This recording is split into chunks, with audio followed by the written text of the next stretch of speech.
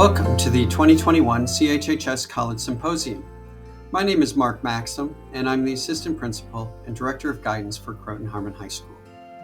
The College Symposium is a workshop-style evening designed to help answer your questions about the college process. All of our presenters are experts in their field, and they live and breathe college admissions every day of their careers. They have valuable information and perspectives to share that we know you'll benefit from. This evening we have 5 presentations to choose from. There are 3 different session times, so each presentation will actually be given 3 separate times. Just click the link for the presentation you want to attend at the start of each session time.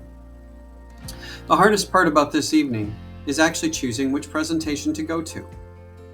We know that there are 5 great presentations here, and that's a challenge. Some families decide to divide and conquer, and some families decide to go to the same sessions together so that they can have seen the same thing.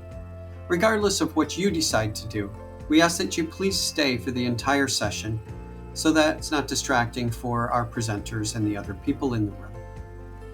This evening, please remember to say thank you to your presenters because they're all here 100% as volunteers to help you. I'd like to say a thank you to our school counselors who have recruited our presenters and put together this evening for you.